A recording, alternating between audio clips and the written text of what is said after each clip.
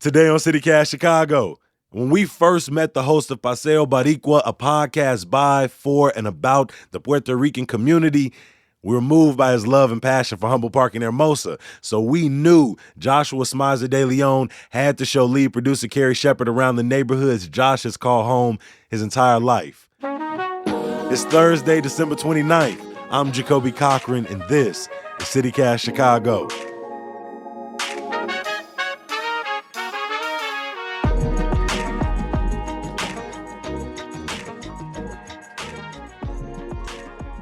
What would you say are the geographical touchstones, cornerstones of Hermosa? What streets, when you tell people like, hey, this intersection is Hermosa? So Hermosa, I guess the best way I can describe it is it's the neighborhood directly west of Humboldt Park and Logan Square and just southeast of the Belmont-Cragen area. Okay. So once you're going, let's say you're on Armitage, and once you go west past Pulaski, you're in Hermosa. Okay. But it's basically a little square. It's small. Yeah. It's small. Some people still call it Hermosa Park or Kelvin Park. They don't even call it Hermosa. So it's an interesting Because Kelvin dynamic. Park is a big park in the neighborhood. Correct. Okay. Yes. As well as Hermosa Park. They're really nice. There's okay. Kelvin Park's also the name of a high school here in the community too. Explain where we are. Yeah, so right now we're in Segundo Ruiz Belvis Cultural Center, one of my favorite Puerto Rican cultural centers in the city. We only have the two, but they're both my favorite. I especially like Segundo because of the space. Yeah. And it's named after a pretty prominent Puerto Rican patriot. He was actually a part of a secret abolitionist movement to free slaves in Puerto Rico. So he's a pretty significant figure, and they do a wealth of programming here. They do film screenings, they do live theater, and they have youth programming. We're actually sitting in a space that they were working on. They're working on to create for youth programming to teach them how to do things like we're doing right now, podcasting. How long have you lived in Hermosa? Going on 2 years now. How have you, in the 2 years you lived here with your family, have you seen Hermosa change much? Not as much as Humboldt Park. Interesting. Although I do see that same gentrification happening. Looking at the demographics of Humboldt Park, a clear majority are Latinx, Latina people. You look at the demographics in Hermosa, you're talking high to mid 80s of Latina, Latinx people that call Hermosa home.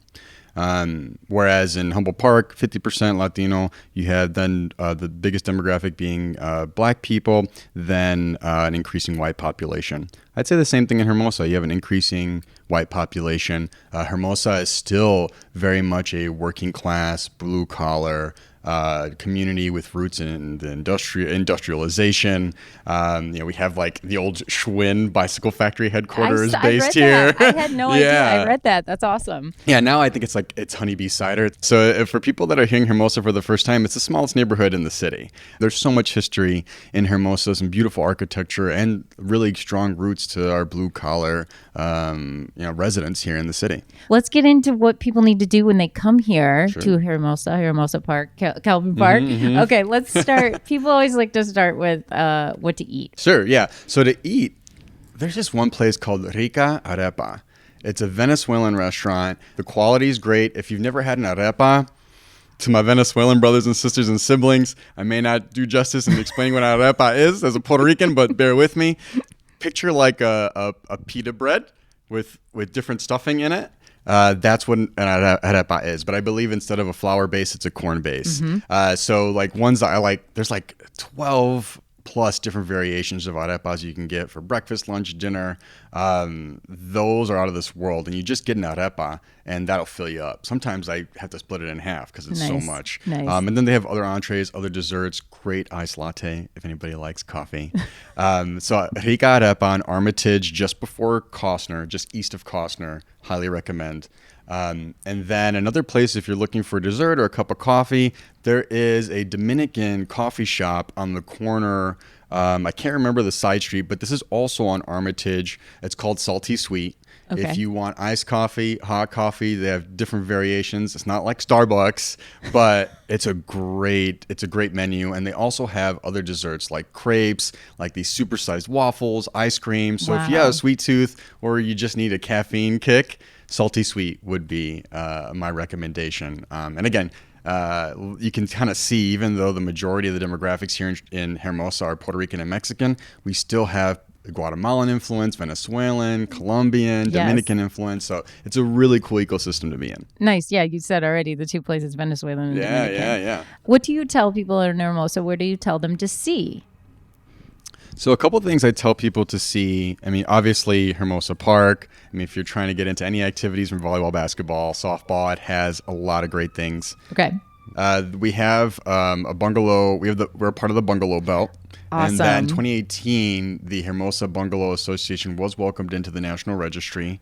So if you like history, if you like old Chicago house architecture like I do, that's a great space to be in, to explore and see some of old Chicago classic bungalows. And of course, the Hermosa connection, Walt Disney was born here. Walt Disney's home was there, yeah. So it actually used to be a residential home, and an association picked it up and restored it back to what it looked like when Disney was living in it. Wow. And you can tour it. You can. So the pandemic slowed things down. They're still reassessing how they're going to do that. Got it. But they used to do a big celebration on his birthday, on Walt Disney's birthday. So I you had can go no and check it out. idea. Yeah. You can go take a look at it. So those are things. So the park, Walt Disney, the Bungalow Belt, those are all things I highly recommend people see. What do you tell people to do? This is what's hard about talking about neighborhoods in Chicago, because I'm going to make somebody upset. Because they're like, oh, you didn't mention me.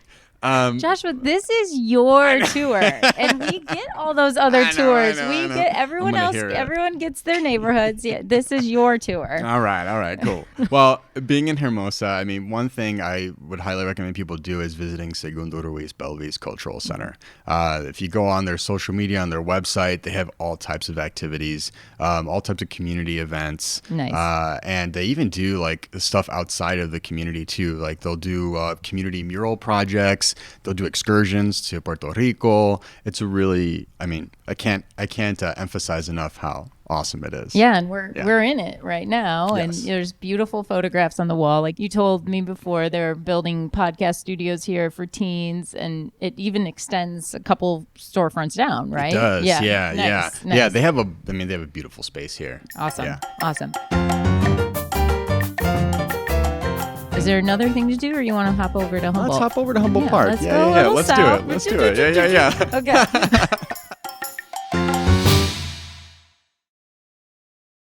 Humboldt Park is especially important to you, not just as a Puerto Rican, but you grew up there, right? Correct. Yeah. Okay. I grew up there, lived in a few homes there, a few apartments there, both with my family and with my wife. I'd say the home I lived in the longest as a young gun was across the street from Moose School, and just behind a restaurant that's no longer there anymore called Rican, which, funny enough, if anybody likes the jibarito sandwich, that was actually invented in Chicago by the owner of Rican. So needless to say, I ate a lot of jibaritos in my time. Right. But yeah, I grew up right in the neighborhood, not too far from the park itself. If you told somebody you got to eat, these are the two places you got to eat in Humboldt Park, where do you send them? I would recommend, if you're looking for a good drink, go to Esmeralda's Tiki Bar. It's on Paseo Boricua, between Western and California. Newish, right? Newish. Yeah. I want to say they opened just before the pandemic. Okay. So they've been there. They've withstood a lot. And I want to say the owners are Cuban. Great drinks, good ambiance, and what I love about it, even though it's Cuban owned, they still respect the imprint of the Puerto Rican culture there. So you see a lot of nods to Puerto Rican ancestry, That's imagery. Cool. They did a really good job being intentional with that space. That's cool. And then, so that's something to drink.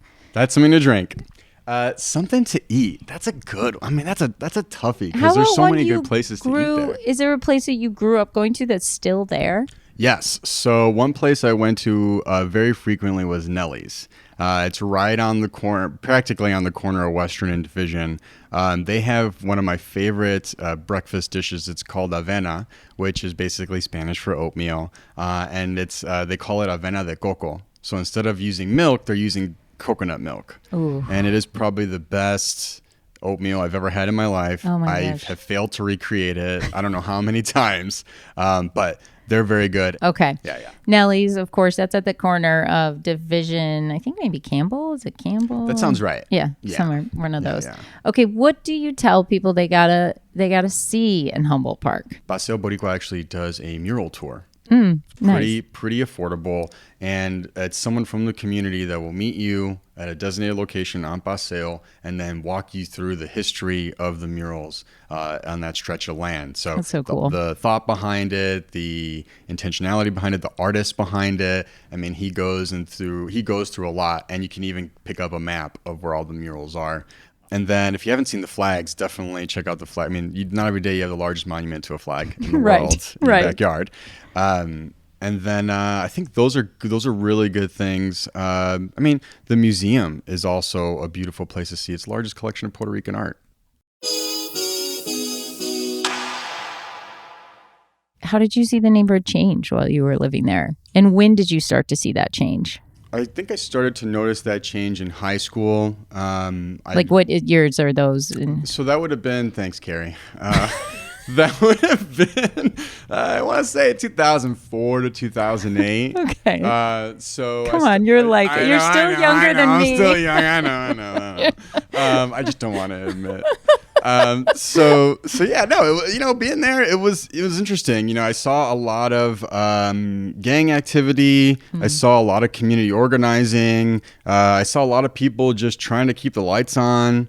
I saw a lot of good things. I saw a lot of bad things. When I started to notice there being a change was when houses start getting torn down and friends started getting pushed out of their apartments because they weren't going to be able to afford the doubling or tripling of their rent. Right. And I started to see people that didn't look like me walking around the street. I started to see, and that's my white brothers and sisters for anybody that needs the clarity. And you saw people who probably look like me. Yeah, some people that look like you, Carrie. Yeah. We were still a community, but I started to see those demographic shifts. And then as I grew older, I started to realize that those demographic shifts were the result of my people, my friends, my family getting edged out in favor of a demographic that's more affluent.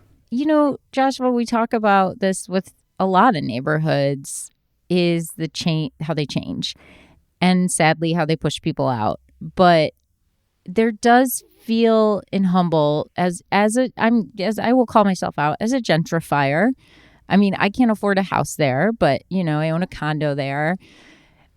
And it does still seem like the Puerto Rican culture, much like Pilsen with the Mexican community, Little Village, it is still so rich and deep. How do places like Humboldt Park, Hermosa keep that as gentrification is going to continue? Yeah, I think a lot of it comes down to strong community organizing. I think some people want a magic wand to fix everything, but this is hard work.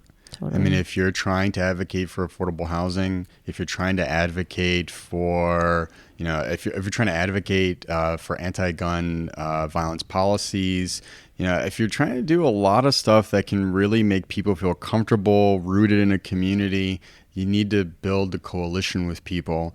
Puerto Ricans had systemically been removed and pushed out of one community after another in Chicago. And it wasn't until they started organizing with groups like the Puerto Rican Cultural Center. You had groups like the Young Lords, which started out as a street gang and then became this huge advocacy group, very much in the mold of the Black Panthers, all started doing that community work. And we see the fruits of that to this day.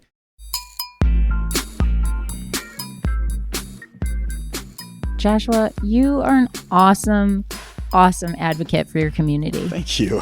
For the Puerto Rican community, for Humboldt Park, for Hermosa. And you are really demonstrating what you're saying. You got to organize, you got to get, and that is the thing. We're a city and neighborhoods. You got to know your neighbors and you got to make your neighborhood better. I mean, just building relationships in your community. Yes. Thanks, Joshua. Thank you, Carrie. We have got more tours of the West Side and Northwest Side for you, including North Lawndale and Garfield Park, Jefferson Park and Portage Park, and Avondale. Check the link in the show notes for more. And remember, we would love to tour your neighborhood with you in the new year. Send us a text or a voicemail at 773-780-0246. Leave your name, your neighborhood, and maybe a couple of your spots. Come on, don't gatekeep. When I pull up in your neighborhood, where do I need to stop? And join us tomorrow when we're headed to a spot that touches a whole bunch of neighborhoods. Harold's Chicken, baby. I'm going to talk to y'all tomorrow. Peace.